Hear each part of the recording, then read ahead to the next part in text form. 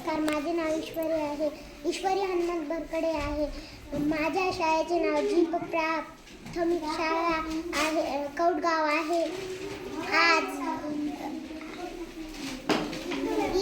मी इयत्ता दुसरीत शिकते. आज मी राष्ट्रीय पक्षी मोराची माहिती सांगणार आहे. ते तुम्ही शांत. मोर हा फारच सुंदर पक्षी आहे. त्याचा रंग चमकदार हिरवा निळा असतो. त्याच्या डोक्यावर सुंदर तुरा असतो, पण त्याचे पाय करूप व उंच असतात. मोराचा पिसारा वजनदार व लांबलचक असतो. मोर पावसात पिसारा फुलवतो आणि नाचतो, तेव्हा तो फारच सुंदर दिसतो. मोर रानात राहतो. तो धान्य व कीटक खातो.